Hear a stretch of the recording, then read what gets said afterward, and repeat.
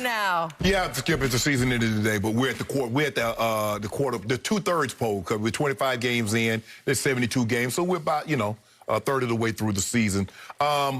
25-8-8, the number two team, second best record in all of basketball, number two seed in the West behind the Jazz. Skip, AD has missed 4 games. AD hasn't been the offensive weapon that he was last year. He's still playing outstanding defense, but he's missed 4 games. And LeBron has had to carry a lot of the load. And you look at Embiid. Embiid has already missed 5 games. Jokic is playing unbelievable. But his team is 12-11, and they're the 7th seed in the West. KD has already missed 8 games, and the Nets are 14-12. So if of the people, Joel Embiid, Jokic, Kevin Durant, Kawhi, I would say as we sit here right now, 25 games into the regular season, LeBron James is the MVP of the NBA. And I am sorry, but I cannot see that. I did tell you a year ago, once the pandemic hit and this regular season seemed to be stopped at that point, I thought LeBron had earned the right to be the MVP. And so as we went into the sort of abbreviated finish in the bubble, I gave in and said I would have voted him MVP. I do not have an MVP vote. And Giannis won it again. Right. It's strictly regular season. It has nothing to do, obviously, with the postseason. Correct. Okay, so here are my issues so far with LeBron James.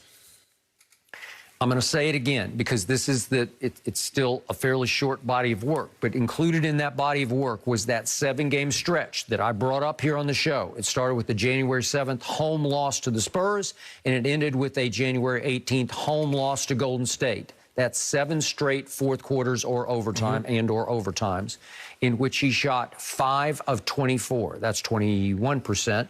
He shot 2 of 12 from 3. That's 17%. And 10 of 15 from the free throw line. That's 67%. And over those 7 fourth quarters plus an overtime, he was a -14.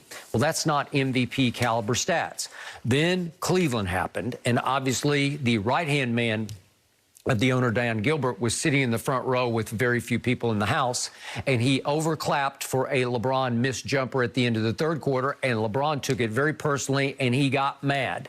I always tell you, I love mad LeBron. I wish, for the Lakers' sake, they could put somebody in the front row every game to make him mad, because once he gets mad, he gets hot. And he scored 21 in the fourth quarter at Cleveland. So that's when he broke out of that slump.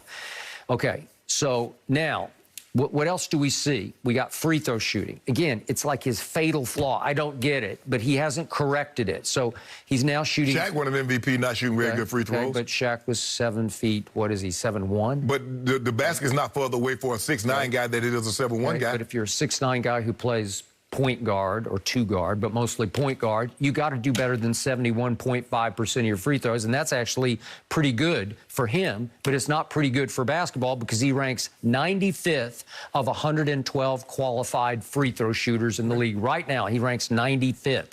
Is that MVP? Let me ask you a question. Of the 94 guys that's in front of him, who are you taking in front of him? Okay, well, I'll take Joel Embiid, who did it again. What was he last night? 13 of 14 at Sacramento. Yeah. I watched the whole game. 6 of 15 from the floor. Just because I couldn't take my eyes off Joel Embiid. He's a monster. Yeah. And again, can he stay healthy? I don't know. He's already missed 5 games. I got it. I give you that. But when he plays, he is playing like he's on another planet. And I love what Daryl Morey said, his new GM in Philadelphia. He said, Joel is in the rare group of players in NBA history where most of the time when you watch him, you're wondering if there's a higher level of basketball league he can be promoted to. Stop it. As he has an unfair advantage in this league. No, he doesn't. Skip. Look, Joel Embiid is playing great, but stop. Hey. So let me ask you a question. Is he playing at a level that stretch that Shaq went through? So Shaq had a 5-year window. Is Joel Embiid playing at that level? No, but Shaq is retired. He's not playing right now. That's what I'm saying. So that level that he's talking, Skip, come on. But compared to LeBron, I would say Joel's having a better year than LeBron. But see, here's the thing, what you did. If you want to, Skip, I'm sure I can go in there and I can look at games and nitpick Joel Embiid's game, and I can nitpick Nikola Jokic's game, or Kevin Durant or Kawhi. We can nitpick all we want to, but you look at the totality, the body of work, 25-8-8. is 25-8-8, the second best record through all that. So why isn't Joel Embiid's record better than what it is then? Well, they've had the best record in the East most of the year. That's not saying anything. Okay, well, it's saying something. Oh, now it's saying something. When LeBron had the best record in the East, it was saying nothing. It was the least in conference. Now Joel Embiid is there. It's the monsters of the Midway. What is he up now? He's 86% from the free throw line? I'll skip. All I'm He's saying. 7 feet tall and he's 86%. All I'm saying is that when LeBron was in the East never had it. Kevin Durant's in the East now. Joel Embiid, and everybody's talking about the East, but when LeBron was there, it was the least in conference. I'm just trying to figure out what happened. When did it become so strong?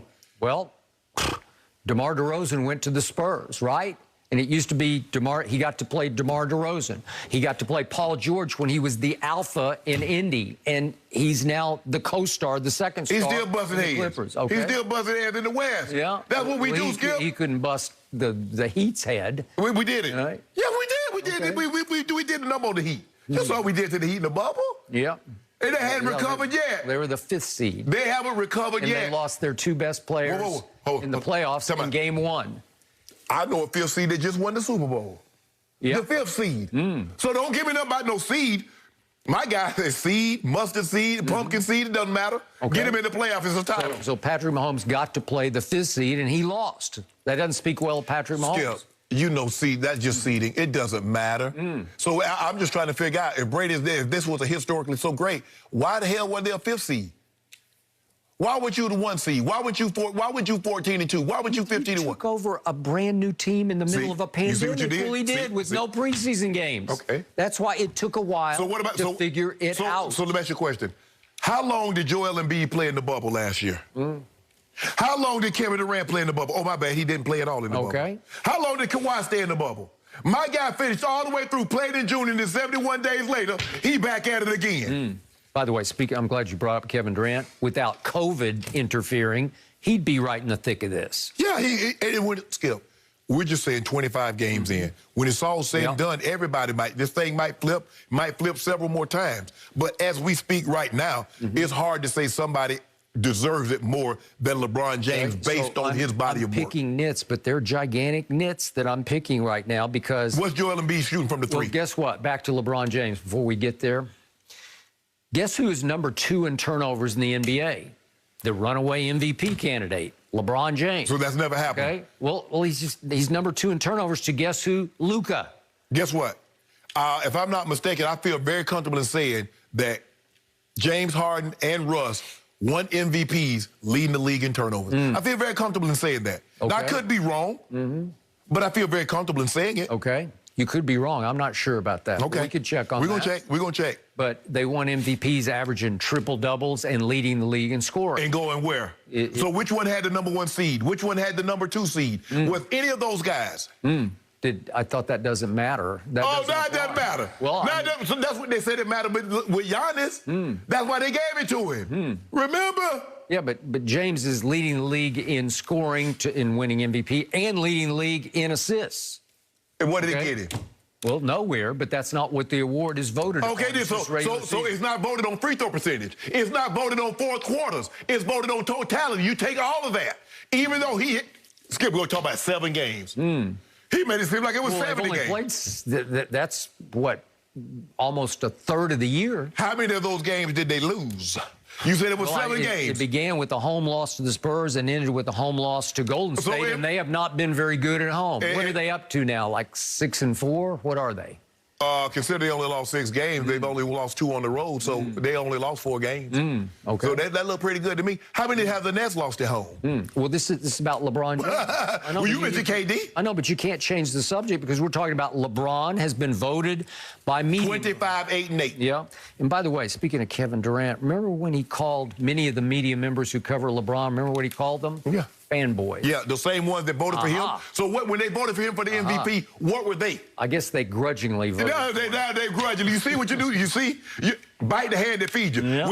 He never said anything about the media didn't know bleep when they voted him for the MVP. Now, all of a sudden, they fanboys. They don't know bleep. Wow. They sure forgot a lot of basketball because they voted his buddy MVP in 2014. They knew everything. Okay. So the 25-game MVP, LeBron James, also in his last 2 home games has missed the final shot of regulation in both of them. Did he win? Yep. I know Kevin Durant missed the final shot. You remember Kevin Durant clanked it? You ain't say a word. Well, this is the MVP, and he missed back-to-back at home against bad teams. Back-to-back. Bad teams. Detroit, Oklahoma City. So let me ask you a question. Are the Cavaliers a good team? Because they beat all 3 of the big 3 in Brooklyn. Are they a bad team or a good team? Okay. Are they going to the playoffs? And your point is? Okay, all these guys, Skip, every team has had a bad loss. It's hard to get up and play at that level every single night. Okay.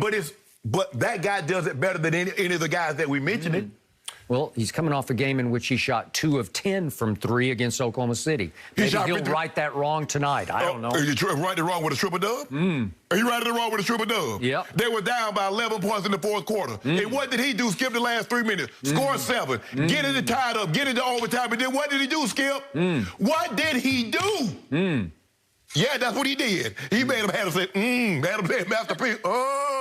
That 9-9. Overtime, could have avoided 2 overtimes against Detroit and 1 against Oklahoma.